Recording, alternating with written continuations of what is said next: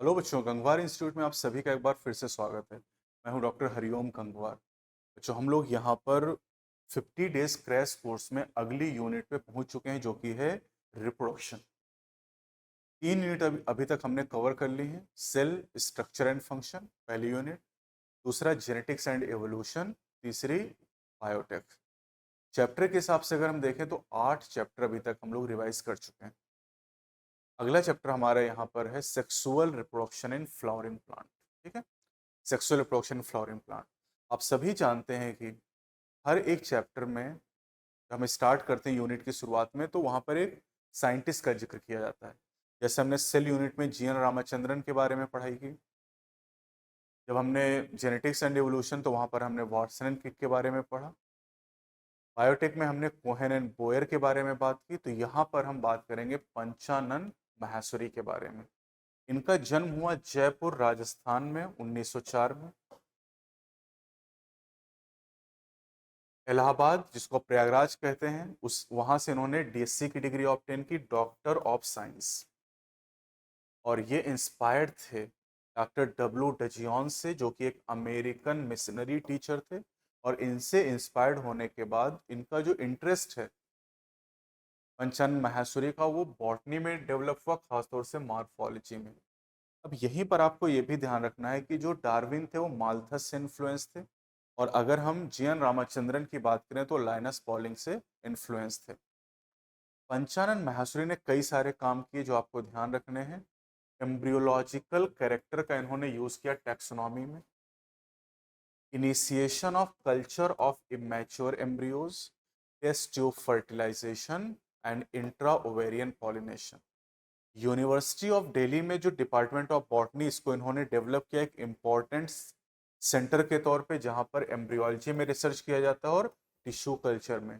Tissue culture अभी हमने पिछले चैप्टर में बायोटेक्नोलॉजी एंड इट्स एप्लीकेशन में डिस्कस भी किया था। इनको कई सारे फेलोशिप दिए गए, जैसे FRS fellowship from the Royal Society of London and INSA Indian National Science Academy की फेलोशिप दी गई। और 1964 में जो एनसीईआरटी की बायोलॉजी की सबसे पहली टेक्स्ट बुक थी, तो बायोलॉजी की टेक्स्ट बुक हम लोग पढ़ रहे हैं इस समय, ये 2005 में रिलीज की गई। लेकिन जो सबसे पहली टेक्स्ट बुक थी एनसीईआरटी बायोलॉजी की, 1964 में इसे पब्लिश किया गया, और ये इन्हीं के निर्देशानुसार डेवलप की गई थी। अब हम लोग यहाँ से स्टार्ट करते हैं introduction. Sexual reproduction in flowering plant. Flowering plant angiosperm को कहा जाता है। हम जानते हैं 5 तरह के प्लांट होते हैं: algae, ब्रायो, टेरिडो, gymno and NGO. NGO को हम फ्लावरिंग प्लांट कहते हैं, और फ्लावरिंग प्लांट में हम सेक्सुअल रिप्रोडक्शन की बात करेंगे। बहुत सारे फ्लावरिंग प्लांट वेजिटेटिव प्रोपिगेशन करते हैं। बनाना हो गया, क्राइजेंथेमम हो गया, मिंट हो गया, ग्रासेस हो गई, है ना। लेकिन यहाँ पर हम सेक्सुअल रिप्रोडक्शन की बात करेंगे। सभी एंजियोस्पर्मी प्लांट के पास फ्लावर होते हैं, और all angiosperm show sexual reproduction. Flower is the site of sexual reproduction. जो फूल आपको दिखाई देता है, ये हमारे लिए नहीं बनाया है, उसने अपने लिए बनाया है सेक्सुअल रिप्रोडक्शन करने के लिए। और फ्लावर में जो मेल सेक्स ऑर्गन होता है उसे एंड्रोशियम कहते हैं, जिसकी यूनिट को हम लोग स्टेमेन कहते हैं, और इसे एंड्रोशियम के अंदर मेल गैमीट का फॉर्मेशन होता है। फीमेल सेक्स ऑर्गन गायनोशियम है, जिसकी यूनिट को कार्पेल या पिस्टिल कहते हैं, और इसके अंदर फीमेल गैमीट का फॉर्मेशन होता है, एक जिसे आप कहते हैं। फ्रूट एंड सीड जो होते हैं, these are the end product of the sexual reproduction. Site of sexual reproduction is the flower, and fruit and seed are the end product of the sexual reproduction in the angiosperm. Floriculture, ये नाम NCERT ने आपसे पूछा कि floriculture क्या है, तो this is the cultivation of plants for their flower. फूलों के लिए अगर हम खेती करते हैं पौधों की, तो इसे फ्लोरिकल्चर कहते हैं। अब यहाँ पर हमारा जो टॉपिक है पहला, वो है pre fertilisation structure and event. जब कभी भी सेक्सुअल रिप्रोडक्शन होगा, तो सेक्सुअल रिप्रोडक्शन को हम 3 इवेंट में डिवाइड करेंगे। इवेंट इन सेक्सुअल रिप्रोडक्शन, पहला इवेंट है प्री फर्टिलाइजेशन, दूसरा है फर्टिलाइजेशन, और तीसरा है post fertilisation event. Sexual reproduction अगर कभी भी होगा, कहीं भी होगा, दो बातें जरूर होंगी: गैमीट का फॉर्मेशन और गैमीट का फ्यूजन। और सेक्सुअल रिप्रोडक्शन में सारी घटनाओं को हम 3 पार्ट में डिवाइड करते हैं: pre fertilisation, fertilisation and the post fertilisation. Pre fertilisation event की बात करें तो दो है, गैमीट फॉर्मेशन यानी गैमिटोजेनेसिस, और दूसरा गैमीट ट्रांसफर जिसको हम एंजियोस्पर्म में पॉलिनेशन कहते हैं। पोस्ट फर्टिलाइजेशन इवेंट में अगर हम जाएं तो एम्ब्रियो का development, endosperm development, fruit formation and seed formation, और ये सब कुछ हमें डिटेल में यहाँ पर पढ़ना है। ठीक है, तो कह रहे कोई भी प्लांट फ्लावर बनाने का डिसीजन काफी पहले लेता है, मतलब जो हमें फूल दिखाई देता है उससे पहले प्लांट ये डिसाइड करता है कि भैया फूल बनाना है, सेक्सुअल रिप्रोडक्शन करना है। और इसके लिए कई सारे हार्मोनल और स्ट्रक्चरल चेंजेस होते हैं, जिससे फ्लोरल प्राइमोर्डियम का फॉर्मेशन होता है, यानी फ्लोरल मेरिस्टम बनता है, और उसी फ्लोरल मेरिस्टम से फ्लावर का फॉर्मेशन होता है। ये जो फ्लावर होते हैं वो फ्लोरल एक्सिस के ऊपर अरेंज होते हैं, और फ्लावर का एक ब्रांच के ऊपर या स्टेम के ऊपर अरेंजमेंट इन्फ्लोरेसेंस कहलाता है, जो कि हम लोग मॉर्फोलॉजी में डिटेल में पढ़ते हैं क्लास 11 चैप्टर 5 में। एक टिपिकल फ्लावर के चार पार्ट होते हैं, calyx, Corolla, androecium and gynoecium. इसमें से कैलिक्स और करोला को एसेसरी वर्ल कहा जाता है, और जो एंड्रोशियम और गाइनोशियम होते हैं इन्हें रिप्रोडक्टिव या इसेंशियल वर्ल के नाम से जानते हैं। कैलिक्स की यूनिट को सेपल कहते हैं, करोला की यूनिट को पेटल कहते हैं, पंखुड़ी, एंड्रोशियम की यूनिट को स्टेमन कहते हैं, और गाइनोशियम की यूनिट को कार्पेल या पिस्टिल का नाम दिया जाता है। शुरुआत करते हैं यहाँ पर स्टेमन से। ठीक, एंड्रोशियम की यूनिट स्टेमन है, और एक स्टेमन की अगर हम लोग बात करते हैं तो स्टेमन के दो पार्ट होते हैं। एक इसमें लॉन्ग पार्ट होता है, स्टॉक, जिसको हम फिलामेंट के नाम से जानते हैं। ठीक है, this is the cylinder and long, और इसके ऊपर जनरली टर्मिनल और बाइलोब पार्ट होता है जिसे एंथर कहा जाता है। This is bilobe and terminal. इस फिलामेंट के डिस्टल एंड पे एंथर अटैच होता है, और इसका जो प्रोक्सिमल एंड होता है या तो ये थैलमस से अटैच होता है या फिर पेटल से अटैच होता है। और अगर ये पेटल से अटैच होगा तो इसे हम एपीपेटलस कंडीशन के नाम से जानेंगे। Proximal end of filament is attach with thalamus और पेटल, पेटल से अटैच होगा तो एपीपेटलस कंडीशन का नाम दिया जाता है, और इसको हम ऐसे दिखाते हैं फ्लोरल फॉर्मूले में, सी और ए को ऐसे हम एक लाइन के द्वारा जोड़ देते हैं। स्टेमन का नंबर फ्लावर में अलग अलग होता है, अलग अलग फैमिलीज में आप याद करते हैं, जैसे टोमेटो हो गया है ना, टोमेटो सोलेनेसी फैमिली का तो 5 स्टेमन होते हैं। मस्टर्ड ब्रेसिकेसी का 6 स्टेमन होते हैं। लिली लिलिएसी का मेंबर है, 6 स्टेमन होते हैं, 3+3। यहाँ पर 2+4 हम लिखते हैं, टेट्राडायनामस कहते हैं। मटर में अगर हम देखें तो 10 स्टेमन होते हैं, 9+1 लिखते हैं, this is the diadelphous condition. ऑसिमम की बात करें तो तुलसी, तुलसी में 2+2 डाइडायनामस कंडीशन होती है यहाँ पर, है ना। ये डाई अडल्फस है, ये डाइडायनामस कंडीशन है, लेमिएसी फैमिली है। तो अलग अलग फैमिली में अलग अलग फूलों में आप देखो तो नंबर वेरिएबल होता है। अब अगर हम एक टिपिकल एंथर की बात करते हैं तो जो एंथर होता है वो हमें दिखाई, ये टीएस यंग एंथर का दिखाया गया है, और ये 4 साइडेड या टेट्रागोनल होता है। एंजियोस्पर्मिक एंथर बाइलोब्ड होता है, डाइथिकस होता है, और टेट्रास्पोरेंजिएट होता है। यानी एक एंथर में दो लोब होते हैं, एक ये लोब हो गया, एक दूसरा ये लोब हो गया। दोनों लोब कनेक्टिव के द्वारा एक दूसरे से अटैच है, और हर लोब के अंदर दो थीका है, हर लोब के अंदर दो थीका पाए जाते हैं, यानी डाइथिकस हो गए। और हर थीका के अंदर एक एक माइक्रोस्पोरेंजिया, यानी 4 माइक्रोस्पोरेंजिया हो गए, इसलिए इसे टेट्रास्पोरेंजिएट कहा जाता है। तो एंथर इज बाइलोब डाइथिकस टेट्रास्पोरेंजिएट, बहुत बहुत इंपॉर्टेंट है ये। और अगर हम लोग यहाँ पर माइक्रोस्पोरेंजियम की बात करें तो नियर सर्कुलर होता है, और फ्यूचर में यही माइक्रोस्पोरेंजियम पॉलन सैक में बदलता है, और इसके अंदर पॉलन ग्रेन भरे होते हैं। एंथर टेट्रागोनल या 4 साइडेड होता है। अब जो माइक्रोस्पोरेंजियम है बेटा, इसमें 4 वॉल लेयर पाई जाती है।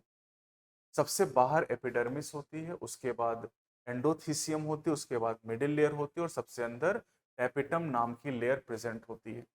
तो 4 wall layer of the microsporangium.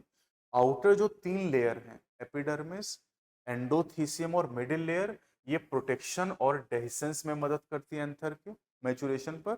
और जो टैपिटम होता है ये प्रोवाइड करता है nourishment to the developing pollen grain, बहुत पूछा जाता है।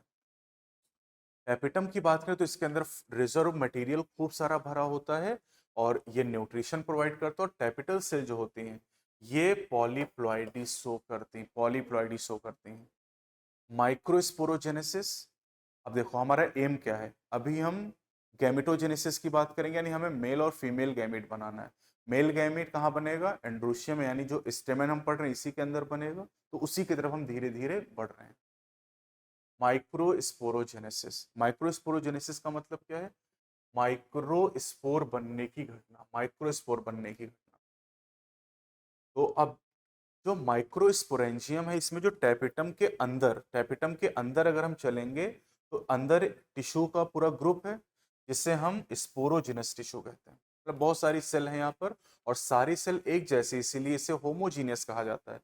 तो स्पोरोजिनस टिश्यू की सेल होमोजीनियस होती है, और इन सेल को पॉलन मदर सेल, पीएमसी, या माइक्रोस्पोर मदर सेल कहते हैं। और ये जो मदर सेल होती है डिप्लॉयड यानी ट्वेन। अब देखो, इन पीएमसी में पॉलन मदर सेल में मियोसिस होती है, जिससे 4 माइक्रोस्पोर बनते हैं, और ये माइक्रोस्पोर एक दूसरे से जुड़े हुए हैं, तो इसे माइक्रोस्पोर टेट्राड कहते हैं या पॉलन टेट्राड कहते हैं। पॉलन मदर सेल से माइक्रोस्पोर बनने की जो घटना है, इसी को माइक्रोस्पोरोजेनेसिस कहते हैं। जेनेसिस मतलब फॉर्मेशन, और क्या बन रहा है, माइक्रोस्पोर, इसलिए माइक्रोस्पोरोजेनेसिस कहेंगे। अब जब ये एंथर मैच्योर और डिहाइड्रेट होता है, तो चारों माइक्रोस्पोर एक दूसरे से अलग अलग हो जाते हैं और पॉलन ग्रेन में विकसित हो जाते हैं। यानी एक पॉलन मदर सेल से 4 पॉलन ग्रेन बनते हैं थ्रू द मियोसिस। और मियोसिस तो आप जानते हो क्रोमोसोम का नंबर हाफ कर देती है। तो पॉलन मदर सेल डिप्लॉयड है, जबकि पॉलन ग्रेन हैप्लॉयड हो जाएंगे। और ये जो पॉलन ग्रेन है, यही रिप्रेजेंट करते हैं मेल गैमेटोफाइट को। The formation of microspore from pollen mother cell by meiosis is called microsporogenesis, और जो pollen grain these are the male gametophyte. embryo sac is called female gametophyte, जिसको अभी हम आगे डिस्कस करने वाले हैं। अब pollen grain का जो साइज होता है, ये 25 से 50 माइक्रोमीटर होता है, 25 से 50 माइक्रोमीटर। और आप जानते हैं 100 माइक्रोमीटर से छोटा साइज माइक्रोस्कोपिक होता है, यानी ये भी माइक्रोस्कोपिक होते हैं।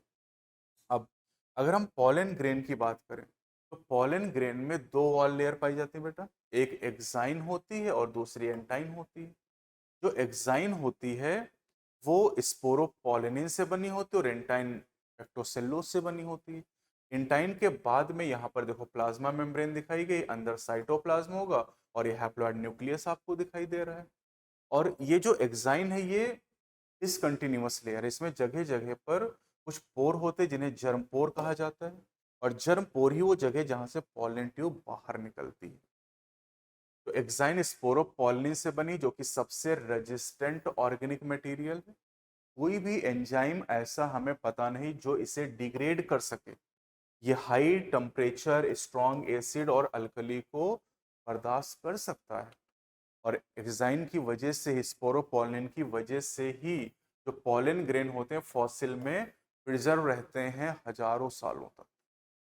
इंटाइन कंटिन्यूअस लेयर होती है, और ये बनी होती है पेक्टिन और सेल्लोज यानी पेक्टोसेल्लोज के द्वारा। पॉलन ग्रेन जब थोड़ा सा मैच्योर होता है, तो इसमें माइटोसिस होती है, जिससे 2 सेल बन जाते हैं, एक बड़ी सेल और एक छोटी सेल है। जो छोटी सेल होती है उसे जनरेटिव सेल कहते हैं, स्पिंडल शेप की है, और जो बड़ी सेल है वो वेजिटेटिव सेल कहते हैं, और इसमें इरेगुलर न्यूक्लियस पाया जाता है। और जो जनरेटिव सेल है, ये वेजिटेटिव सेल के साइटोप्लाज्म में फ्लॉट करती रहती है। इसे two cell stage of pollen grain कहते हैं, एक जनरेटिव सेल एक वेजिटेटिव सेल। और इस टू सेल स्टेज पे 60% एंजियोस्पर्म में पॉलिनेशन हो जाता है, यानी पॉलन ग्रेन सेट कर जाता है।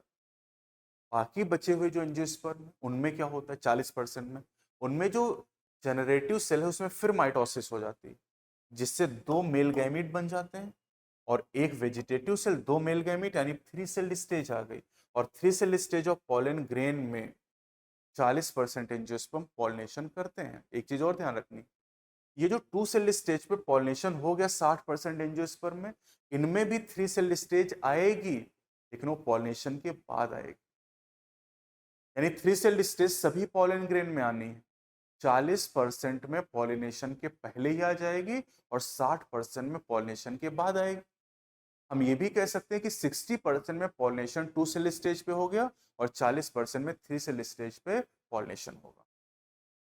देखो, एक पॉलन मदर सेल में मियोसिस होने से माइक्रोस्पोर टेट्राड बने, जिससे 4 माइक्रोस्पोर या 4 पॉलन ग्रेन बने, और फिर इन पॉलन 4 पॉलन ग्रेन से 8 मेल गैमीट का फॉर्मेशन होता है, क्योंकि एक पॉलन ग्रेन 2 मेल गैमीट बना रहा है।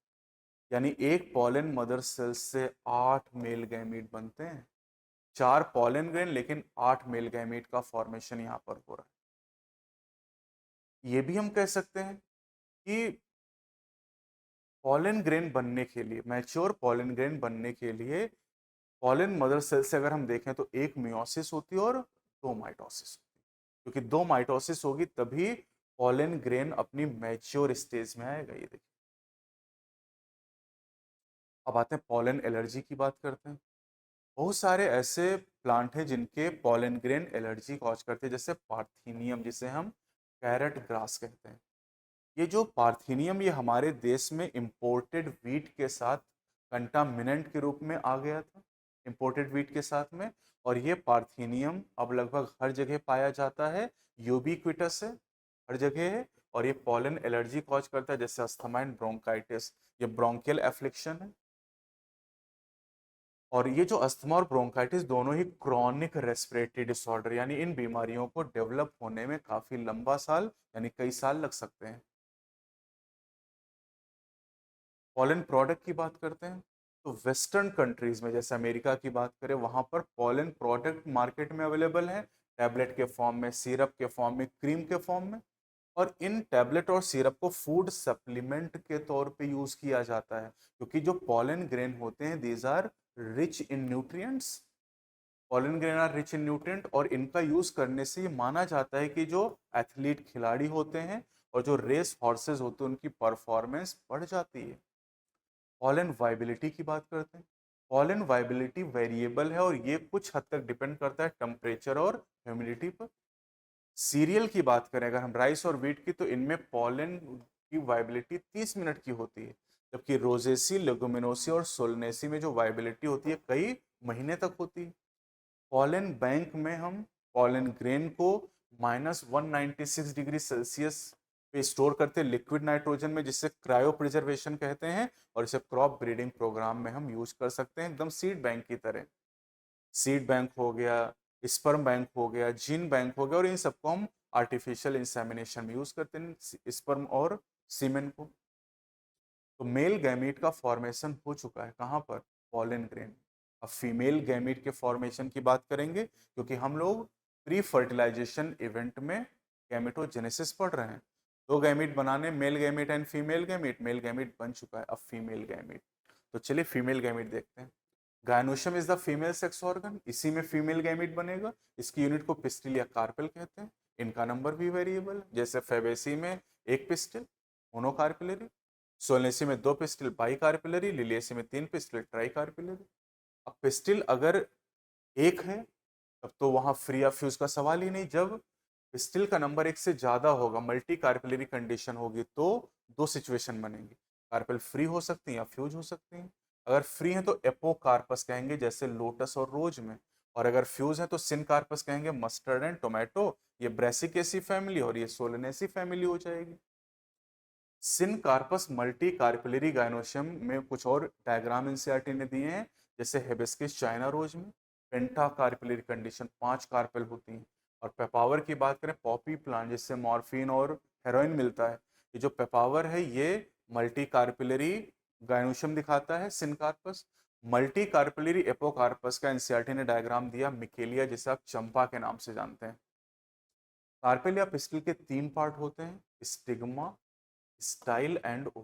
जो स्टिग्मा है ये लैंडिंग प्लेटफॉर्म है पॉलन ग्रेन के लिए। पॉलन ग्रेन पॉलिनेशन के बाद यहीं पर लैंड करते हैं, तो रिसेप्टिव सरफेस भी है। स्टाइल सिलेंडर और इलांगेटेड पार्ट है स्टिग्मा के नीचे, और ओवरी बेसल बल्ज पार्ट होता है। अब इस ओवरी के अंदर चलते हैं। ओवरी के अंदर जो जगह होती है उसे ओवेरियन कैविटी या लोक्यूल कहते हैं। इस कैविटी के अंदर एक गद्दा पड़ा होता है जिसे प्लेसेंटा कहते हैं, है ना, कुशन लाइक होता है। इस गद्दे से एक या एक से ज्यादा स्ट्रक्चर निकलते हैं, जिन्हें ओव्यूल या मेगा स्पोरेंजियम कहते हैं, और यही ओव्यूल फर्टिलाइजेशन के बाद सीड में कन्वर्ट होंगे, जो ओवरी है ये फ्रूट में कन्वर्ट हो जाए। लॉक्यूल अगर एक है, एक चैम्बर, तो यूनिलॉकुलर, और एक से ज्यादा है तो मल्टीलॉकुलर, मल्टीलॉकुलर में बाइलॉकुलर, पेंटालॉकुलर, ऐसी कंडीशन होंगी। ओव्यूल का जो नंबर एक ओवरी में, वो एक भी हो सकता है और एक से ज्यादा भी हो सकता है। जैसे वीट, राइस और मैंगो में एक ओवरी के अंदर एक ओव्यूल, और वाटरमेलन, पपाया और ऑर्किड में एक ओवरी के अंदर एक से ज्यादा ओव्यूल पाए जाएंगे। ओव्यूल को मेगास्पोरेंजियम भी कहते हैं। कई तरह के ओव्यूल होते हैं, लेकिन सबसे जो कॉमन है वो एनाट्रोपस या इन्वर्टेड ओव्यूल है। करीब 82% एंजियोस्पर्म में यही ओव्यूल पाया जाता है। एनसीईआरटी में भी एनाट्रोपस ओव्यूल डायग्राम में लिख के आपको दिखाया गया है। ये एनाट्रोपस ओव्यूल है, इन्वर्टेड है। ये प्लेसेंटा दिखाया गया और प्लेसेंटा से ये ओव्यूल यहाँ पर अटैच आपको दिखाया गया है। इस ओव्यूल के दो पार्ट हैं। एक इसका जो पार्ट दिखाया गया है वो स्टॉक है, ट्यूनिकल जिसे कहते हैं, और दूसरा जिसकी बॉडी ऑफ ओव्यूल। तो बॉडी ऑफ ओव्यूल स्टॉक से कनेक्टेड होती है एक स्ट्रक्चर के द्वारा जिसे हाइलम कहते हैं। Hilum is the junction between ovule and funicle, बहुत पूछा गया है। अब जो बॉडी ऑफ ओव्यूल है वो देखो इंसर्कल, और इंसर्कल करने वाले स्ट्रक्चर को इंटेगुमेंट कहते हैं। और इंटेगुमेंट एंजियोस्पर्म में एक या दो होते हैं, यानी एक कवरिंग भी हो सकती है और दो भी हो सकती है। ठीक है, अब ये जो इंसर्कलिंग है वो सब तरफ सराउंड करता है accept at the tip, tip को छोड़ के, जहां पर एक ओपनिंग है जिसे माइक्रोपाइल कहते हैं और इस एंड को माइक्रोपाइलर एंड कहते हैं। इसका अपोजिट एंड चैलाजल एंड कहलाता है, जो कि बेसल पार्ट माना जाता है। और इन इंटीगुमेंट के अंदर एक टिश्यू होता है जिसे न्यूसेलस कहते हैं। और टिश्यू है तो बहुत सारी सेल होंगी, और इनमें से एक सेल होती है मेगास्पोर मदर सेल, यानी MMC। माइक्रोपाइलर एंड ये हो गया और चलाजल एंड ये हो गया। चलाजल एंड को बेसल एंड मानते हैं, है ना। और माइक्रोपाइलर एंड की तरफ न्यूसिलस टिश्यू की एक सेल MMC में डेवलप हो जाती है। काफी बड़ी सेल आपको दिखाई दे रही है, काफी सारा रिजर्व फूड इसके अंदर भरा हुआ है। अब वही हम लोग पढ़ेंगे मेगास्पोरोजेनेसिस। तो मेगास्पोरोजेनेसिस में मेगास्पोर मदर सेल एक यहाँ पर है, माइक्रोस्पोर मदर सेल या pollen mother cell sporogenous tissue की हर सेल थी, लेकिन यहाँ ऐसा नहीं है। न्यूसिलस की केवल एक सेल ही MMC, और इसमें मियोसिस होने से मेगास्पोर टेट्राड चार सेल बनी। और मेगास्पोर मदर सेल से मेगास्पोर बनने की घटना मेगास्पोरोजेनेसिस, चार में से तीन डीजनरेट कर गई। ज्यादातर ऐसा होता है कि तीन डीजनरेट कर जाती, एक फंक्शनल मेगास्पोर बनी। और फंक्शनल मेगास्पोर में तीन माइटोसिस होने से एम्ब्रियोसैक या फीमेल गैमेटोफाइट बनेगा, यानी पॉल मेगास्पोर मदर सेल से एम्ब्रियोसैक या फीमेल गैमेटोफाइट बनने के लिए एक मियोसिस और तीन माइटोसिस होते हैं। नीट 25 में ही पूछा गया था ये। अब ये जो एक फंक्शनल मेगास्पोर से एम्ब्रियोसेक बनने का प्रोसेस, इसे मोनोस्पोरिक डेवलपमेंट कहते हैं। ये सबसे कॉमन टाइप का डेवलपमेंट है। बाइस्पोरिक, टेट्रास्पोरिक डेवलपमेंट भी होते हैं, लेकिन वो सिलेबस में नहीं है आपके। The formation of megaspore from megaspore mother cell by meiosis is called megasporogenesis. Development of embryo sac और female gametophyte from a single megaspore is called monosporic development.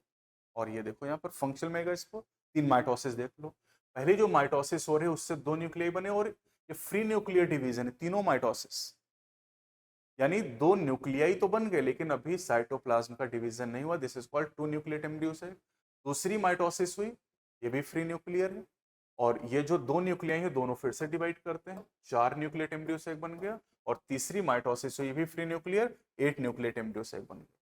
Micropylar and की तरफ चार न्यूक्लियाई और चार न्यूक्लियाई चलाइजल एंड की तरफ, eight nucleate एम्ब्रियोसाइट बन गए। तीनों mitotic division free nuclear.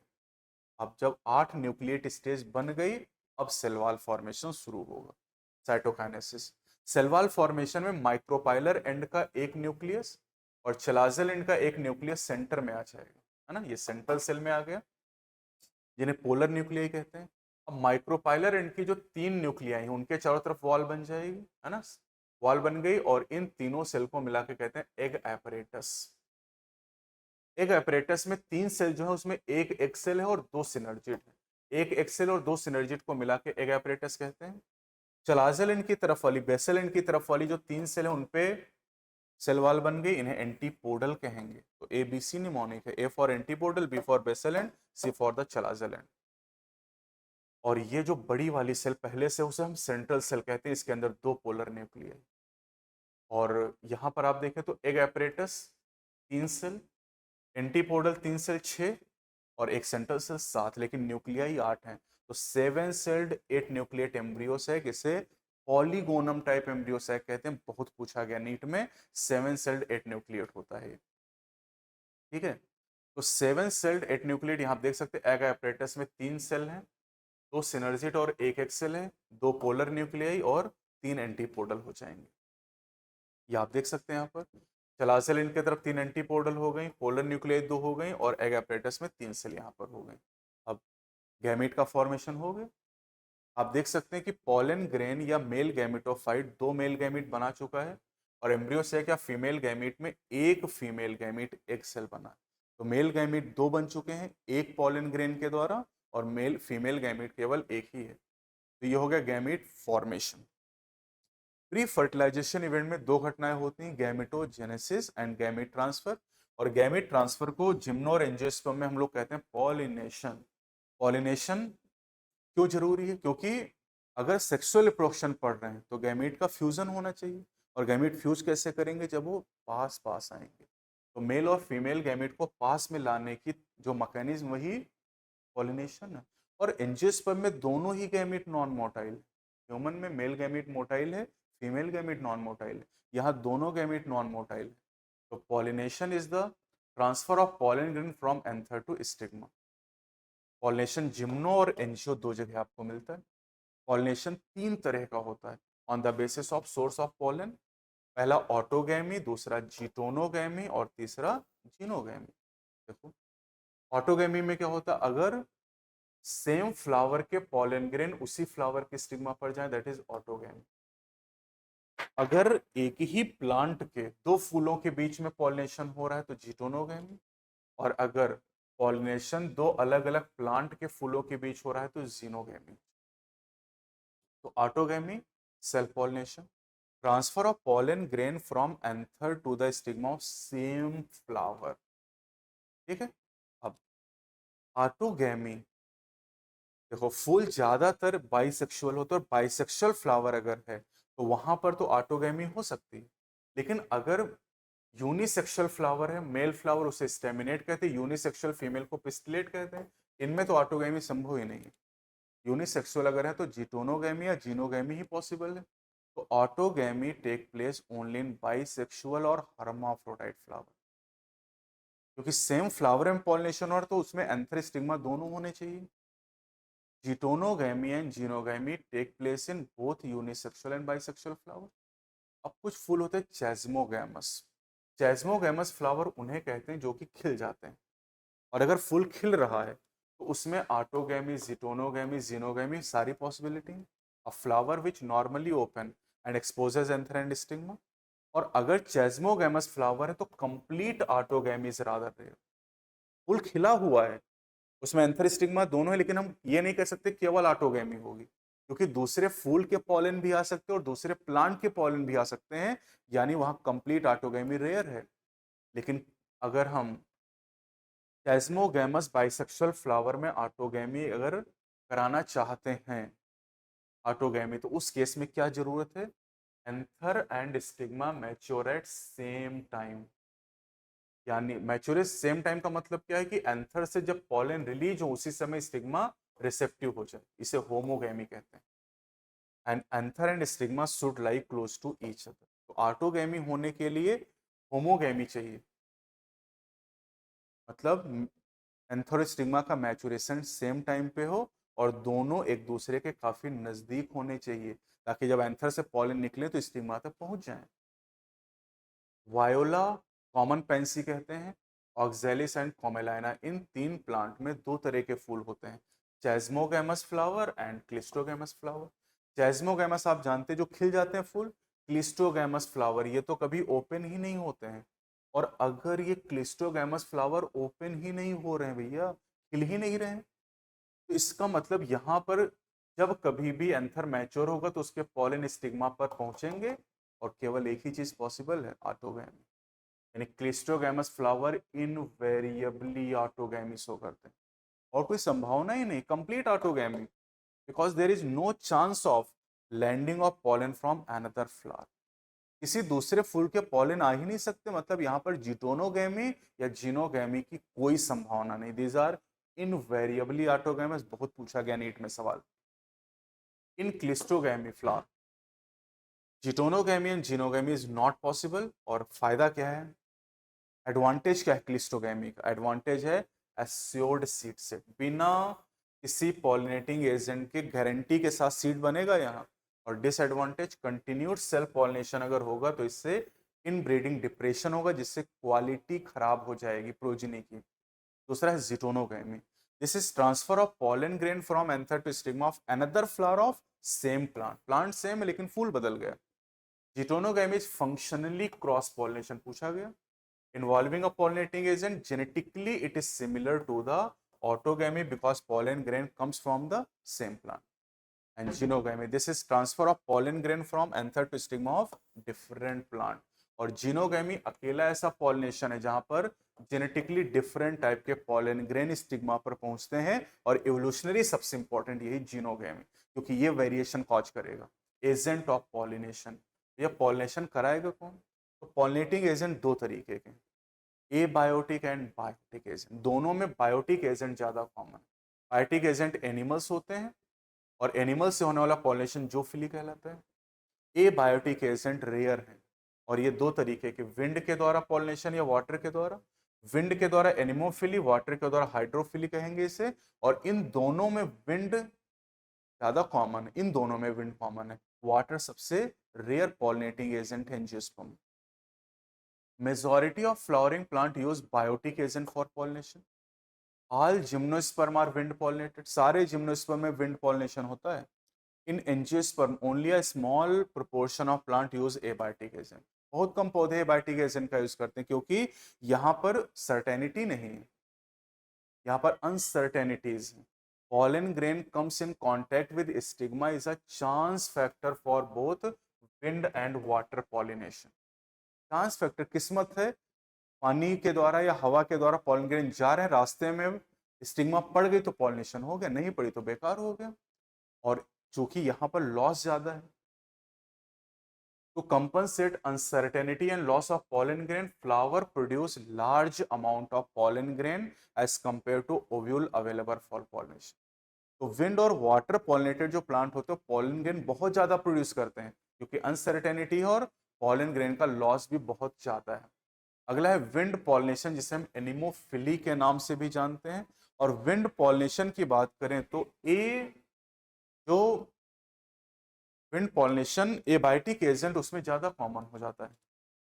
Adaptation in wind pollinated flower, adaptation in wind pollinated flower, क्या क्या एडॉप्टेशन है, pollen grain are light and non sticky. Pollination के सवाल खूब आते हैं नीट में, तो क्यों होने चाहिए लाइट एंड नॉन स्टिकी, ताकि वो आसानी से हवा के झोंके के साथ बह सकें, उड़ सकें। Stamen are well expose, stamen expose होने चाहिए ताकि पॉलन ग्रेन विंड करंट के द्वारा आसानी से फैल सकें। Stigma is large and often feathery, ताकि आसानी से ये एयर बॉर्न पॉलन ग्रेन को ट्रैप कर सके। Wind pollinated flower usually have a single ovule in each ovary, और ये होता है बेसल प्लेसेंटेशन, जैसे ग्रेमिनी फैमिली जिसका नया नाम पोएसी है। ग्रासेस में सबसे कॉमन है विंड पॉलिनेशन। अगर फूल बहुत छोटे हैं तो इन्फ्लोरेसेंस बना लें, तो numerous flower packed in inflorescence, जैसे कॉर्न कॉब। और कॉर्न कॉब में ये जो टेसल है, इनको अब एनसीईआरटी ने ईयर लिख दिया है, कि जो ईयर्स आपको दिखाई दे, कि बचपन में मूछ बना देते थे, ये ईयर स्टिग्मा और स्टाइल को रिप्रेजेंट करते, नीट में पूछा जा चुका है। टेसल्स यानी ईयर्स, अब इनका नाम एनसीईआरटी ने ईयर्स कर दिया है। तो ears wave into wind to trap pollen grain, and wind pollination is quite common in grasses. Grasses में बहुत कॉमन है। और ग्रासेस किसे कहते हैं, ग्रेमिनिया पोएसी के मेंबर के, इसमें वीट, राइस, मेज, बनाना, ये सारे ही ग्रेमिनिया पोएसी के मेंबर हैं, और इन सब में विंड पॉलिनेशन पाया जाता है। अब आते हैं वाटर पॉलिनेशन, हाइड्रोफिली। वाटर के द्वारा जो होने वाला पॉलिनेशन सबसे रेयर है in angiosperm, and limited only 30 genera, mostly monocot. इस जनरा में सीमित और ज्यादातर मोनोकॉट के जनरा है। जबकि अगर आप ब्रायोटेरिडो में देखें तो वहां पर वाटर के द्वारा ही गैमेट का ट्रांसपोर्ट हो रहा है, एल्गी में, ब्रायो में, टेरिडो में। और अगर हम ब्रायोटेरिडो की बात करें तो इनका जियोग्राफिकल डिस्ट्रीब्यूशन बहुत ही लिमिटेड है, क्योंकि इनको वाटर चाहिए मेल गैमेट को ट्रांसपोर्ट करने के लिए और फर्टिलाइजेशन के लिए। ये भी असर्शन रीजन पूछेगा। हाइड्रोफिली, अब इसमें फ्रेश वाटर की अगर बात करें तो फ्रेश वाटर एंजियोस्पर्म जैसे हाइड्रिला और वेलेस्नेरिया जो होते हैं बेटा, इनमें ये दोनों फ्रेश वाटर हैं और इनमें जो मेल और फीमेल फ्लावर वाटर की सरफेस पर रिलीज होते हैं। मरीन वाटर एंजियोस्पर्म जोस्ट्रा की बात करें, इसमें जो प्लांट है पूरा का पूरा पानी में डूबा रहता है। Water hyacinth and water lily, ये दोनों भी एक्वेटिक प्लांट हैं, लेकिन इनमें जो पॉलिनेशन होता है वो इंसेक्ट या विंड से होता पूछा गया है। Flower emerge above the level of water and pollinated by insect और विंड। एक बात और ध्यान रखिएगा, not all the aquatic plant are pollinated by water. सारे ऐसा नहीं कि प्लांट पानी में है तो पानी से ही पॉलिनेशन होगा ना, मेजॉरिटी ऑफ एक्वेटिक प्लांट में पॉलिनेशन इंसेक्ट या विंड से होता है। केवल 30 जनरा में पॉलिनेशन वाटर से होता है और ज्यादातर मोनोकॉट के हैं। वेलेस्नेरिया में female flower reaches the surface of water bye long stock and male flower या pollen grain released on the surface of water. Pollen grain carried passively by water current, क्योंकि आप जानते हैं कि ये नॉन मोटाइल होते हैं, इसे एपीहाइड्रोफिली कहते हैं। जोस्टेरा में female flower remain submerge inside water, pollen grain भी पानी के अंदर रिलीज होते हैं और पॉलन ग्रेन रिबन लाइक होते हैं, इसे हाइपोहाइड्रोफिली कहते हैं। वाटर पॉलिनेटेड प्लांट में पॉलन ग्रेन को भीगने से बचने के लिए म्यूसिलेजिनस कवरिंग कर दी जाती है इनके ऊपर। एबायोटिक फैक्टर यानी विंड या वाटर से होने वाले जो पॉलिनेशन है उनमें क्या क्या कॉमन है। ऐसे प्लांट जिनमें एबायोटिक फैक्टर से पॉलिनेशन होता है, फ्लावर बहुत कलरफुल नहीं होते हैं और ये नेक्टर भी प्रोड्यूस नहीं करते हैं। क्यों? क्योंकि यहाँ पर किसी पॉलिनेटिंग एजेंट को अट्रैक्ट नहीं करना है। भाई फूल का कलर और जो उनमें मकरंद होता है नेक्टर, ये तो अट्रैक्शन के लिए होता है ना, और अट्रैक्शन की जरूरत होती है जूफिली में, पॉलिनेशन बाय एनिमल। तो मेजॉरिटी ऑफ एंजियोस्पर्म पॉलिनेशन के लिए एनिमल का यूज करते हैं बायोटिक एजेंट के तौर पे। एनिमल्स की बात करें तो एनिमल में सबसे कॉमन होते हैं इंसेक्ट, और इंसेक्ट में बीज सबसे कॉमन। बीज हो गए बीटल, फ्लाइज, मॉथ, वेस्प, एंट, बैट। बैट ये मैमल है। बटरफ्लाई, बर्ड जैसे सनबर्ड और हमिंग बर्ड एनसीईआरटी में दी गई हैं। ये सब कॉमन पॉलिनेटिंग एजेंट हैं। करें एनिमल में इंसेक्ट सबसे कॉमन और इंसेक्ट में बीज जो होते हैं डोमिनेटिंग पॉलिनेटिंग एजेंट होते हैं। कुछ लार्जर पॉलिनेटिंग एजेंट भी एनसीईआरटी में, जैसे प्राइमेट में लीमर। लीमर आपको याद होगा, वो लीमर स्पॉटेड कस्कस वाला केस आपने पढ़ा था। रेप्टाइल में garden lizard and gecko lizard. Arboreal tree dwelling, पेड़ पे रहने वाले रोडेंट, कुतरने वाले जीव जैसे स्क्वेरल की बात करें। Often animal pollinated flowers are specifically adopted for a particular species of animal, जैसे युक्का में प्रोन्यूबा माथ के द्वारा, फिग में वेस्प के द्वारा। और इसी तरीके से अगर हम इंसेक्ट के द्वारा पॉलिनेशन की बात करें तो इसे एंटोमोफिली कहा जाता है। इंसेक्ट पॉलिनेटेड फ्लावर ज़्यादातर लार्ज होते हैं। फ्लावर अगर छोटे हैं तो वो आपस में मिलकर इन्फ्लोरेसेंस बना लेंगे ताकि आसानी से दिखाई दें। कलरफुल होते हैं, फ्रेग्रेंट होते हैं, नेक्टर उनमें होता है। और इंसेक्ट जो होते हैं वो कलर के द्वारा या फ्रेग्रेंस के द्वारा, दोनों की वजह से अट्रैक्ट होते हैं। Flower pollinated by flies and beetle. भैया सबको खुशबू नहीं पसंद है ना, कुछ को बदबू पसंद है, गंदगी पसंद है। तो फ्लाइज, मक्खियां और बीटल से जिनमें पॉलिनेशन होता है वो प्लांट इनको अट्रैक्ट करने के लिए फाउल ऑर्डर यानी दुर्गंध प्रोड्यूस करते हैं। Pollen grain are usually sticky in animal pollinated flower, ताकि एनिमल की बॉडी से पॉलन ग्रेन चिपक जाए। To sustain animal visit, animal बार बार आता रहे फूल के पास तो फ्लावर उनको रिवॉर्ड प्रोवाइड करता है। और सबसे जो कॉमन रिवॉर्ड है, these are pollen and nectar. NEET में सवाल पूछा गया, these are usual floral reward. कुछ ऐसे फ्लावर होते हैं जो अपनी ओवरी को एग लेग साइट के रूप में देते हैं। इंसेक्ट से कहते हैं कि इसमें अंडे रख लो अपने, जैसे एमार्फोफेलस। ये टॉलेस्ट फ्लावर रखता है, 6 फीट हाइट होती है। एमार्फोफेलस अपने पॉलिनेटिंग एजेंट को पॉलिनेशन के बदले में एग लेइंग साइट देता है। युक्का मॉथ को और फिग वेस्प को एग लेइंग साइट प्रोवाइड करता है। तो युक्का मॉथ में, और ये ऑब्लिगेट रिलेशन है, यानी युक्का और मॉथ एक दूसरे के बिना अपनी लाइफ को कंप्लीट नहीं कर सकते। इसी तरह से कुछ ऐसे भी एनिमल होते हैं जो नेक्टर या पॉलन को चुराने की कोशिश करते हैं लेकिन पॉलिनेशन नहीं कराना चाहते हैं। इन्हें पॉलन या नेक्टर रॉबर्स कहा जाता है। अब आते हैं आउट ब्रीडिंग डिवाइसेस की बात करते हैं। ये क्या है? Majority of angiosperm produce bisexual या हर्माफ्रोडाइट फ्लावर। ज्यादातर एंजियोस्पर्म के फुल बाइसेक्सुअल हैं। फ्लावर बाइसेक्सुअल है तो इसका मतलब है कि ऑटोगैमी के चांस ज्यादा है सेल्फ पॉलिनेशन, और सेल्फ पॉलिनेशन अगर लगातार होगा तो इनब्रीडिंग डिप्रेशन हो जाएगा। Continued self pollination causes inbreeding depression, मतलब डिक्रीज प्रोडक्टिविटी एंड क्वालिटी। लगातार सेल्फ पॉलिनेशन होने से, ऑटोगैमी होने से इनब्रीडिंग डिप्रेशन हो जाएगा, और कोई नहीं चाहेगा कि उसकी आने वाली जो प्रोजिनी अगली जनरेशन हो खराब हो।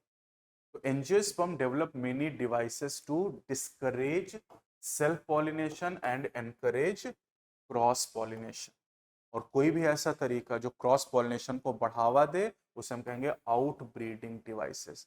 4 डिवाइसेस सिलेबस में, डाइकोगैमी, हेट्रोस्टाइली, सेल्फ इनकॉम्पैटिबिलिटी एंड डाइक्लाइनी और यूनिसेक्सुअलिटी। तो डाइकोगैमी, एंथर और स्टिग्मा डिफरेंट टाइम पे मैच्योर, अगर डिफरेंट टाइम पे मैच्योर होंगे तो ऑटोगैमी नहीं हो पाएगी। डिफरेंट टाइम में मैच्योर होने का मतलब पॉलन रिलीज और स्टिग्मा रिसेप्टिविटी सिंक्रोनाइज ना हो, अलग अलग टाइम पे हो।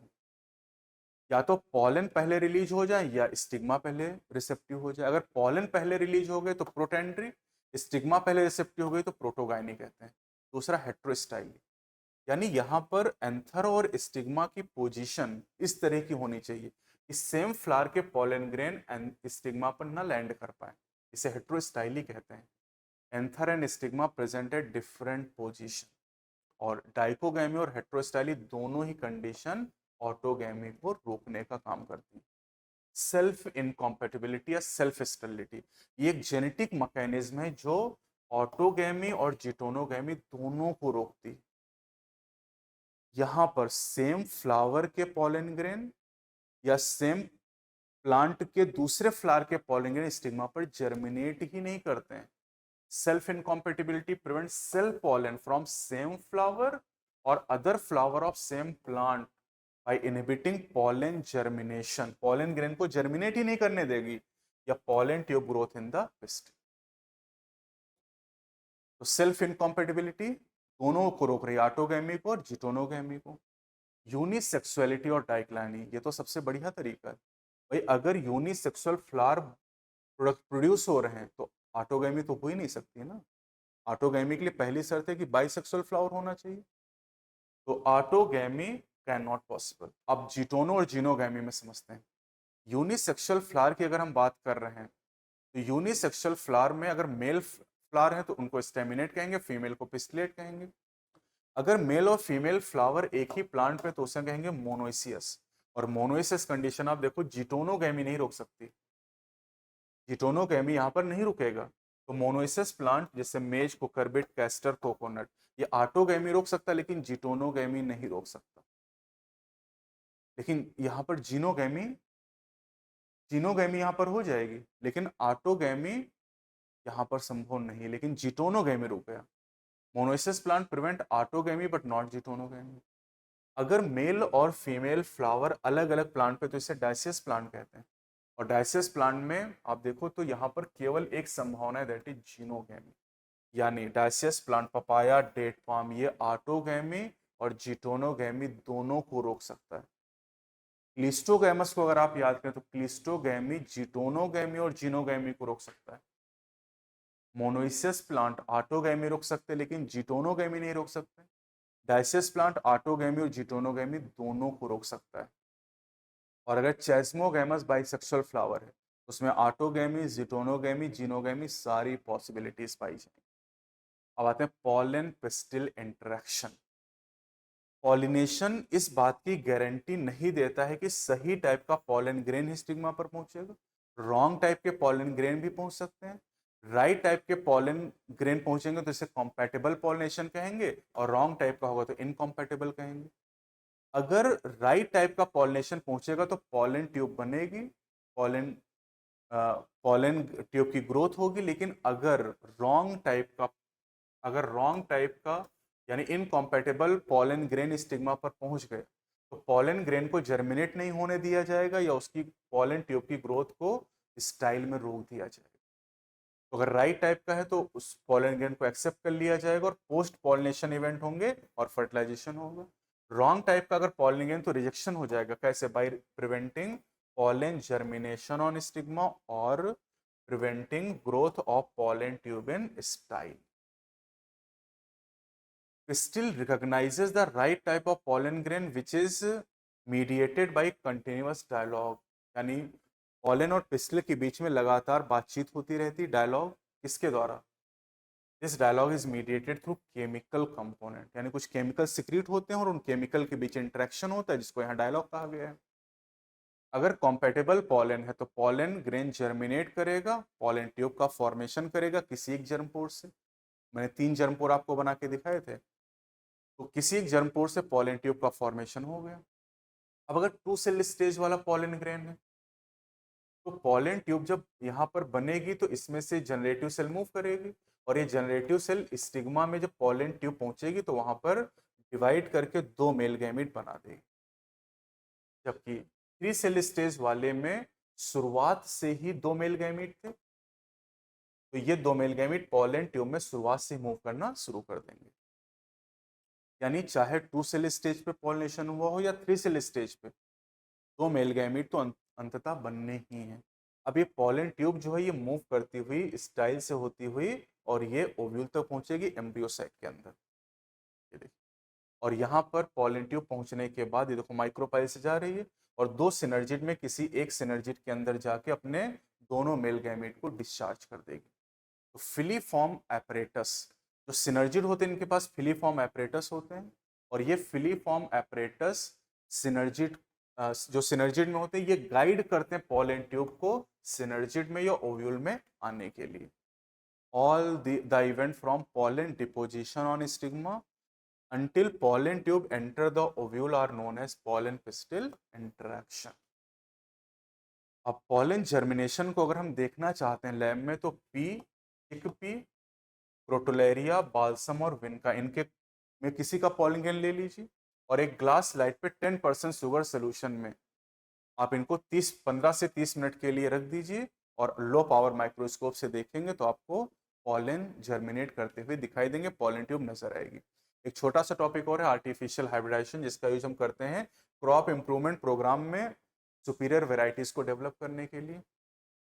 अब सुपीरियर वेराइटीज को जब हम डेवलप करना चाहते हैं तो उसके लिए हम क्या करते हैं, अगर बाइसेक्सुअल फ्लावर है तो सबसे पहले हम इमैस्कुलेशन करते हैं। इमैस्कुलेशन मतलब रिमूवल ऑफ एंथर, ये ऑटोगैमी को रोक देगा।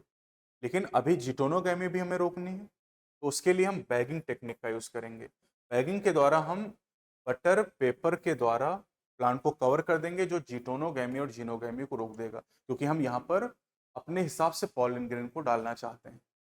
तो आर्टिफिशियल हाइब्रिडाइजेशन इन बाइसेक्सुअल फ्लावर, बाइसेक्सुअल फ्लावर में emasculation, bagging, collection of pollen, artificial pollination यानी डस्टिंग ऑफ पॉलन एंड रीबैगिंग कर देंगे। लेकिन अगर हम यूनिसेक्सुअल फ्लावर की बात कर रहे हैं तो वहां पर इमैस्कुलेशन की जरूरत ही नहीं, वहां सीधे बैगिंग, कलेक्शन, डस्टिंग एंड रीबैगिंग कर दें। तो इस स्टेप पूछे जाते हैं, बस ध्यान रखिएगा। तो बच्चों यहाँ तक हमने कंप्लीट कर लिया है प्री फर्टिलाइजेशन इवेंट, यानी गैमीट का फॉर्मेशन हो चुका है और गैमीट ट्रांसफर हो चुके हैं, पॉलिनेशन हो चुका है। अब अगले इवेंट की बात करते हैं, दैट इज फर्टिलाइजेशन। एंजियोस्पर्म में फर्टिलाइजेशन को डबल फर्टिलाइजेशन कहा जाता है।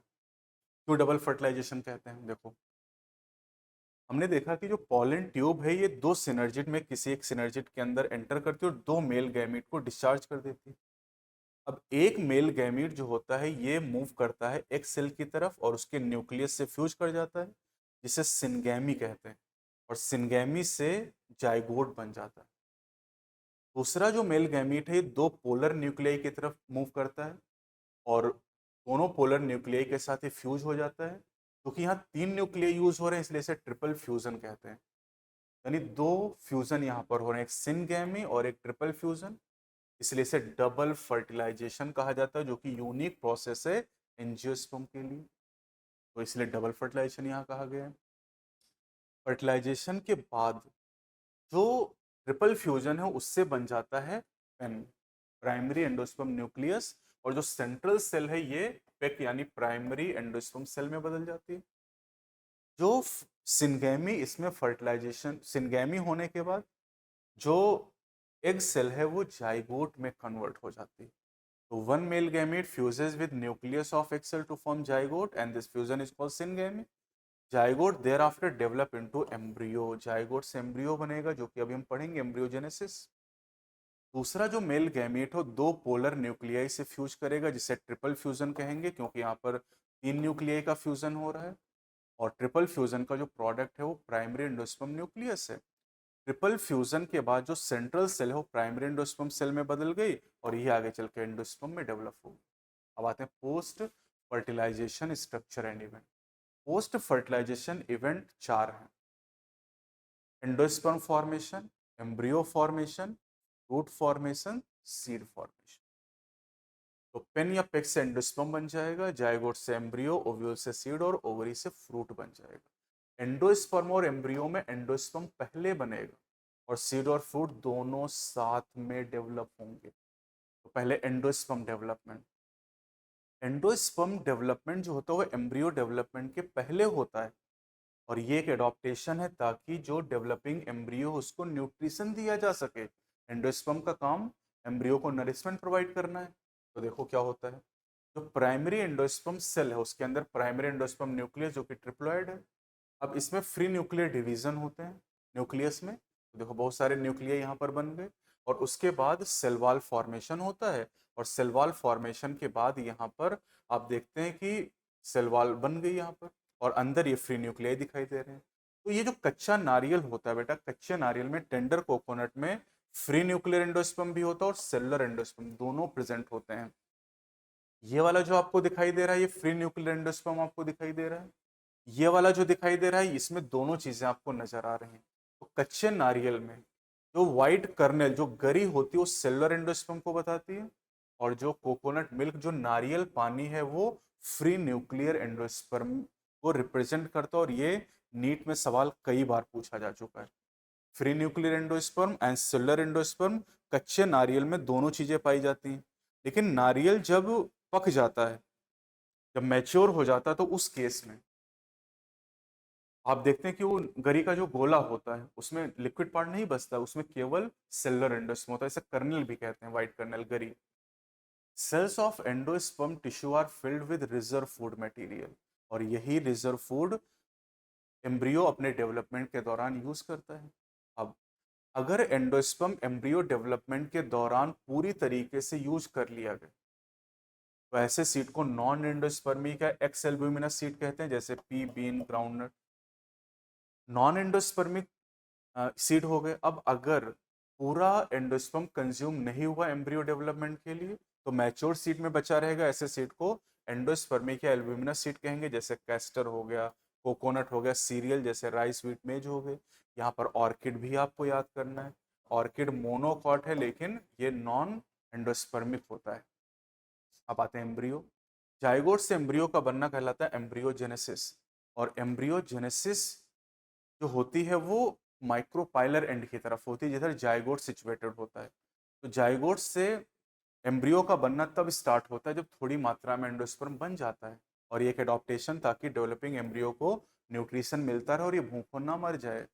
अब मोनोकॉट और डाइकॉट के सीड में तो बहुत अंतर है लेकिन जो एम्ब्रियोजेनेसिस की अर्ली स्टेज है जो एक जैसी, कैसे देखो stages of embryo development, zygote से पहले प्रो एम्ब्रियो बनता है, फिर ग्लोबुलर एम्ब्रियो, फिर हार्ट शेप एम्ब्रियो और उसके बाद मैच्योर एम्ब्रियो का फॉर्मेशन हो जाता है। फ्रूट की अगर हम बात करें तो फ्रूट के दो पार्ट होते हैं, पेरिकार्प जो छिलका होता है और दूसरा सीड। सीड के फिर दो पार्ट होते हैं, seed coat and embryo. Seed coat में अगर डाइकॉट की बात करें तो आउटर लेयर को टेस्टा कहते हैं और इनर को टेगमेन कहते हैं। एम्ब्रियो के दो पार्ट हैं, embryonal axis and cotyledon. Embryonal axis में जो लोअर पार्ट है रेडिकल, इससे रूट बनती है और प्लिम्यूल से सूट का फॉर्मेशन होता है। कॉटिलिडन का नंबर मोनोकॉट सीड में एक और डाइकॉट सीड में दो होते हैं। ये डाइकॉट एम्ब्रियो दिखाया गया यहाँ पर, ये कॉटिलिडन दिखाई दे रहे हैं जहाँ पर काफी सारा फूड भरा हुआ है। ये एम्ब्रियोनल एक्सिस है और इसमें जो अपर पार्ट है उसे प्लिम्यूल या स्टेम टिप कहते हैं और जो लोअर वाला पार्ट होता है इसे रेडिकल या रूट टिप के नाम से जानते हैं हम लोग। यहाँ पर कॉटिलिडन अटैच होते हैं, इसके ऊपर का हिस्सा एपिकॉटिल कहलाता है और नीचे वाला हिस्सा एपिकॉटिल हाइपोकॉटिल कहलाता है। हाइपोकॉटिल टर्मिनेट करता है रेडिकल या रूट टिप में जिसे रूट कैप कवर करता है और जो एपिकॉटिलो टर्मिनेट करता है प्लिम्यूल या स्टेम टिप में और प्लिम्यूल से ही सूट का फॉर्मेशन होता है। ये आप देख सकते हैं डायग्राम एनसीईआरटी में आपको दिया गया है। मोनोकॉट एम्ब्रियो की अगर हम लोग बात करें तो ऐसा एक डायग्राम एनसीईआरटी में दिया गया जहां साइड में ये स्कुटिलम यानी कॉटलिडन दिखाया गया ग्रास का, ये एक एपीब्लास्ट नाम का एक हिस्सा दिखाया गया है ना, और इसके अलावा यहाँ पर एपीकॉटिल दिखाया गया, हाइपोकॉटिल, रेडिकल, रूट कैप और कोलियोराइजा भी यहाँ पर दिखाया गया है। तो रेडिकल की कवरिंग कोलियोराइजा और प्लूम्यूल की कवरिंग जो है उसे कोलियोप्टाइल के नाम से जानते हैं। मोनोकॉट में ये इंपॉर्टेंट है। सीड की बात करते हैं, seed are the final product of sexual reproduction, क्योंकि सीड के अंदर ही तो एम्ब्रियो है। Seed is actually a fertilized ovule and seed are formed inside fruit, covered है यहाँ। जिम्नोस्पर्म में सीड है लेकिन वो नेकेड होते हैं क्योंकि वहां पर ओवरी नहीं तो फ्रूट बनता नहीं है। तो सीड कोट में वही पार्ट आपको यहाँ दिखाई दे रहे हैं। तो कॉटलिडन्स जो होते हैं these are generally thick and swollen due to storage of reserve food material, जैसे लेग्यूम्स में दाल वाले प्लांट, ग्राम हो गया, पी हो गया, ग्राउंडनट हो गया। जो नॉन एल्बुमिनस सीड होते हैं वो फूड को जनरली कॉटलिडन में स्टोर करते हैं। अब वही फिर से यहाँ लिखा हुआ है, देखो ग्राउंडनट, ग्राम, पी, ग्रीन, ये नॉन एंडोस्पर्मिक सीड, और एंडोस्पर्मिक में व्हीट, राइस, मेज, बार्ली, कैस्टर, कोकोनट हो जाएगा। पेरिस्पर्म रेमिनेंट ऑफ न्यूसिलस को हम लोग पेरिस्पर्म के नाम से जानते हैं। कुछ सीड में पेरिस न्यूसिलस भी बचा रहता है, उस परसिस्टेंट या रेमिनेंट न्यूसिलस को पेरिस्पर्म कहते हैं। और पेरिस्पर्म जो होता है ये ब्लैक पेपर, काली मिर्च में और चुकंदर के सीड में आपको मिल जाएगा।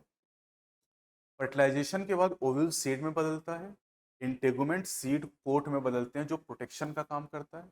माइक्रोपाइल माइक्रोपाइल ही रहता है लेकिन ओव्यूल में माइक्रोपाइल से पॉलन ट्यूब एंटर करती है और सीड में माइक्रोपाइल से वाटर और ऑक्सीजन एंटर करती है सीड जर्मिनेशन के समय। हम लोग सीड को पानी में भिगोते फूल जाता है तो माइक्रोपाइल से पानी अंदर जाएगा। जब सीड मैच्योर हो जाता है तो इसका वाटर कंटेंट बहुत कम हो जाता है, 10 से 15% वाटर बाई मास बचता है। इसकी मेटाबॉलिक एक्टिविटी बहुत स्लो हो जाती है और एम्ब्रियो डॉर्मेंसी स्टेट में चला जाता है, स्टेट ऑफ इनएक्टिविटी। और जब फेवरेबल कंडीशन आती है तो सीड जर्मिनेट करता है और नया प्लांट डेवलप होता है। फ्रूट, फ्रूट और सीड का जो फॉर्मेशन वो एक साथ होता है, यानी ओव्यूल से सीड का बनना और ओवरी से फ्रूट का बनना एक साथ होता साइमल्टेनियसली। ओवरी की जो वॉल होती है वो फ्रूट वॉल यानी पेरिकार्प में बदल जाती है। अगर पेरिकार्प थिक और फ्लैशी है तो इसमें 3 लेयर हो जाएंगी, आउटर एपिकार्प जैसे मैंगो में आप पढ़ते हैं, मिडिल मेसोकार्प और इनर एंडोकार्प। मैंगो में हमने पढ़ा कि मेसोकार्प एडिबल पार्ट होता है, कोकोनट में मेसोकार्प फाइब्रस होता है। फ्रूट फ्लैशी हो सकते हैं, रसीले या ड्राई सूखे हो सकते हैं। रसीले फल जैसे मैंगो, गुआवा, ऑरेंज सब जानते हैं आप। ड्राई फ्रूट जैसे ग्राउंडनट, मूंगफली हो गई, मस्टर्ड हो गया, है ना। सीड डिस्पर्सल के लिए सीड डिस्पर्सर का यूज किया जाता है प्लांट के द्वारा, और डिस्पर्सर में विंड, वाटर, एनिमल, और सीड डिस्पर्सर को अगर एनिमल तो उसको रिवॉर्ड भी दिया जाता है। In most of plant fruit are formed only from ovary and this fruit are called true fruit. लेकिन अगर फ्रूट के फॉर्मेशन में कोई और पार्ट इन्वॉल्व हो रहा है तो उसे फॉल्स फ्रूट कहते हैं। In true fruit after fertilization other floral part degenerate and fall off. इन कुछ एंजियोस्पर्म में अदर पार्ट जो होते हैं वो फ्रूट फॉर्मेशन में इन्वॉल्व होते हैं, इन्हें फॉल्स फ्रूट कहते हैं। जैसे एप्पल, स्ट्रॉबेरी एंड कैस्यू, काजू, इनमें थैलमस फ्रूट फॉर्मेशन में कंट्रीब्यूट करता है। जो एप्पल में एडिबल पार्ट होता है वो थैलमस ही होता है। ज्यादातर एंजियोस्पर्म में फ्रूट का फॉर्मेशन फर्टिलाइजेशन के बाद होता है, लेकिन कुछ स्पीसीज जैसे बनाना हो गया, इनमें फ्रूट बिना फर्टिलाइजेशन के बन जाते हैं और ऐसे फ्रूट को पार्थिनोकार्पिक फ्रूट कहते हैं। और इस फिनोमिना को पार्थिनोकार्पी का नाम दिया जाता है, पार्थिनोकार्पिक फ्रूट बन जाते हैं। पार्थिनोकार्पिक फ्रूट सीडलेस होते हैं, बनाना इसका एग्जाम्पल है। और पार्थिनोकार्पी हम इंड्यूस कर सकते हैं किसके द्वारा? ग्रोथ हार्मोन के द्वारा। जैसे टोमेटो में पार्थिनोकार्पी इंड्यूस करता है ऑक्सिन, क्लास 11 चैप्टर 13 में प्लांट ग्रोथ एंड डेवलपमेंट में दिया हुआ है। Auxin induce parthenocarpy in tomato, देखो यहाँ लिखा भी हुआ है। एडवांटेजेस ऑफ सीड, तो seed is are the basis of our agriculture. Pollination and fertilization are independent of water, लेकिन सीड फॉर्मेशन वाटर पर निर्भर करता है। Hard seed coat protect embryo, क्योंकि एम्ब्रियो ही अगली जनरेशन को बनाएगा। And seed have better adaptive strategies, और इस प्लांट को नए एरिया में ग्रो करने में हेल्प करता है। सीड सेक्सुअल रिप्रोडक्शन के प्रोडक्ट हैं तो ये वेरिएशन क्रिएट करते हैं जो इवोल्यूशन में इंपॉर्टेंट रोल प्ले करती हैं। And seed have sufficient reserve food, जिससे कि यंग जो सीडलिंग है, जो अंकुर है, उसको नरिशमेंट मिलता है। सीड वाइबिलिटी ये भी वेरिएबल है।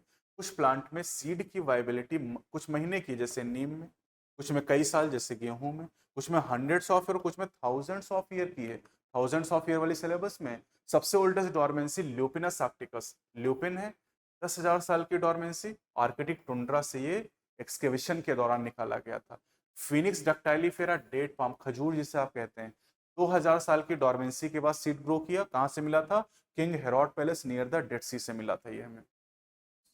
एक सिंगल फ्रूट में बहुत सारे सीड होते हैं, लार्ज नंबर, हजारों लाखों की संख्या में। ऑर्किड, स्ट्रिगा, ओरोबैंकी, फाइकस, जिसमें स्ट्रिगा और ओरोबैंकी पैरासिटिक एंजियोस्पर्म है। एक आपने पैरासिटिक पढ़ा था कसकटा, स्ट्रिगा और ओरोबैंकी भी ऐड कर लीजिए आप। अब आते हैं लास्ट टॉपिक है एपोमिक्सिस एंड पॉलीएम्ब्रियोनी। कह रहे हैं सीड जनरली फर्टिलाइजेशन के बाद बनते हैं, इसलिए इन्हें फर्टिलाइज्ड ओव्यूल कहते हैं। लेकिन अगर सीड बिना फर्टिलाइजेशन के बन जा रहे हैं, दिस इज कॉल्ड एपोमिक्सिस। और ऐसा होता है एस्टेरेसी कंपोजिटी फैमिली, जिसमें गेंदा और सूर्यमुखी आते हैं, और पोएसी के कुछ मेंबर में ऐसा होता है। Apomixis is a type of asexual reproduction, क्योंकि फर्टिलाइजेशन नहीं हो रहा है। अगर सेक्सुअल रिप्रोडक्शन तो फर्टिलाइजेशन जरूर होगा, तो फर्टिलाइजेशन नहीं हो रहा है यहाँ पर, और लेकिन सीड बन रहे हैं, यानी ये एसेक्सुअल रिप्रोडक्शन जो मिमिक करता है सेक्सुअल रिप्रोडक्शन को, सेक्सुअल रिप्रोडक्शन की नकल करता है। माइटोसिस देखो यहाँ पर करें, अगर मेगास्पोर मदर सेल और ये बिना मियोसिस के माइटोसिस से मेगास्पोर बना दे, मेगास्पोर एम्ब्रियोसैक बना दे, एम्ब्रियोसैक से एक्सेल बन जाए डिप्लॉयड, तो बिना फर्टिलाइजेशन के एम्ब्रियो बन जाए। Importance of apomixis, cultivation of hybrid increase productivity, hybrid को यूज करने से प्रोडक्टिविटी बढ़ जाती है। लेकिन जो हाइब्रिड सीड होते हैं उनको खरीदना बहुत महंगा काम है किसान के लिए, क्योंकि उनको बनाना बहुत कठिन होता है। The production of hybrid seed are costly, hence expensive for the farmers, है ना, और इसलिए हाइब्रिड सीड हर साल बनाने पड़ते हैं। लेकिन अगर हाइब्रिड सीड को हम एपोमिक्ट में कन्वर्ट कर दें तो कैरेक्टर का सेग्रीगेशन नहीं होगा, और इसलिए किसान एक बार सीड खरीदेगा एपोमिक्टिक सीड और साल दर साल उनको यूज करता रहेगा, प्रोडक्टिविटी बढ़ती जाएगी। तो एपोमिक्सिस के कई सारे एडवांटेज हैं एग्रीकल्चर खेती में और हॉर्टिकल्चर बागवानी में। Polyembryony, presence of more than one embryo in a seed is called polyembryony, और ऐसा मैंगो, सिट्रस, ऑरेंज इनमें पाया जाता है। तो ये पॉलीएम्ब्रियोनी, और पॉलीएम्ब्रियोनी हो कैसे जाती है? कुछ न्यूक्लियर सेल टू एन होती हैं, ये प्रोट्रूड कर जाती, एंटर कर जाती है किसके अंदर? इस एम्ब्रियो सैक के अंदर, और प्रोट्रूड करने के बाद सीधे एम्ब्रियो में विकसित हो जाती हैं। तो एक एम्ब्रियो तो सेक्सुअल रिप्रोडक्शन से बना, और यहाँ पर जो न्यूक्लियर सेल है बिना सेक्सुअल रिप्रोडक्शन के नए एम्ब्रियो बना दे रहे हैं। तो इससे एक सीड के अंदर एक से ज्यादा एम्ब्रियो बन गए, एंड दैट इज पॉलीएम्ब्रियोनी। तो ये आपका टॉपिक हो गया sexual reproduction in flowering plant. बड़ा चैप्टर है, सवाल काफ़ी आते हैं, 5 6 7 सवाल नीट में हर साल पूछे जाते हैं, और गिने चुने टॉपिक हैं जहाँ से सवाल आते हैं। जैसे सबसे ज़्यादा सवाल आने की संभावना पॉलिनेशन टॉपिक्स, अच्छे से उसको पढ़िएगा। आउट ब्रीडिंग डिवाइसेस का सवाल आता है, इसके अलावा डबल फर्टिलाइजेशन से सवाल पूछे जाते हैं, और फिर आप पहुँचते हैं तो पॉली एम्ब्रियोनी और एपोमिक्सिस का सवाल आता है। यहाँ पर कई सारे ऐसे टॉपिक हैं जो मॉर्फोलॉजी ऑफ फ्लावरिंग प्लांट में कॉमन है। तो इस चैप्टर को अच्छे से रिवाइज करिएगा, क्वेश्चन की प्रैक्टिस करिएगा। अगले वीडियो में हम अगले चैप्टर यानी ह्यूमन रिप्रोडक्शन के साथ फिर मिलेंगे, तब तक के लिए बेस्ट ऑफ यू।